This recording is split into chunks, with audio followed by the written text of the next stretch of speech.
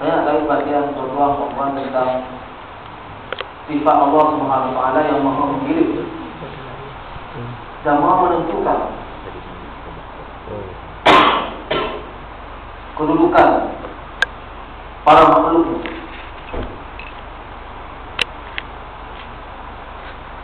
Termasuklah makhluk manusia dan termasuklah makhluk alam semesta.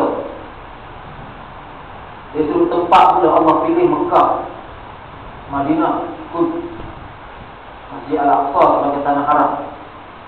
Jadi banyak-banyak kawasan di dunia ini, hanya 3 tempat ini sahaja yang dipilih oleh Allah sebagai tanah haram. Kelebihan tanah haram maknanya bila dibuat amal kebajikan pahalanya berganda, dan bila dibuat kemaksiatan dosanya pun berganda, bagaimana yang disebut oleh Ibn Abbas. Sebab itu orang yang lama di Mekah, Madinah atau Masjid Al-Aqsa, kalau lama duduknya itu dalam keadaan buat kebaikan dan ketaatan kepada Allah Subhanahu Wa Taala, maka itu adalah suatu kelebihan.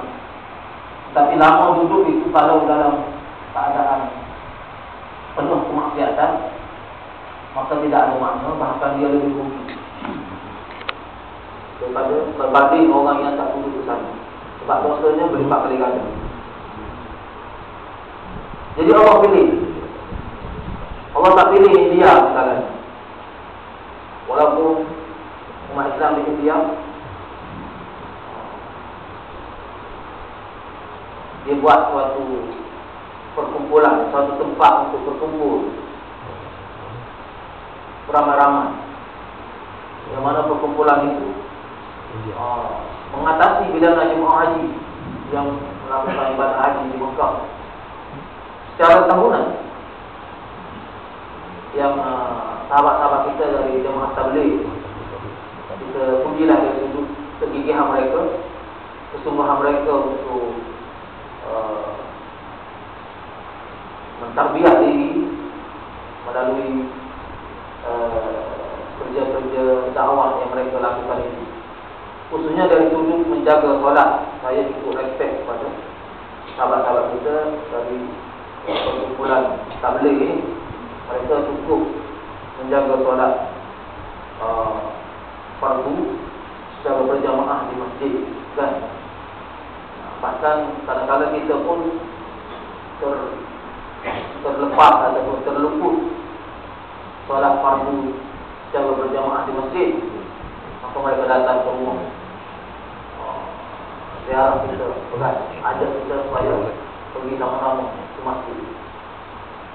Jadi bagus, itu sebab bagus. Tapi dari sudut mereka memilih suatu tempat di India untuk berkumpul secara tahunan dan pergi berulang kali, dan setengah-setengahnya belum lagi buat haji dan umrah, mengumpulkan duit untuk pergi ke sana, ke India, untuk berkumpul beramai-ramai. Saya rasa dari sudut keutamaannya, bagi yang belum buat haji dan umrah, lebih baik dia kumpul duit buat haji dan umrah dahulu, selesaikan dahulu yang wajib. Kemudian barulah kalau ada rezeki, dia nak pergi ke lain-lain tempat.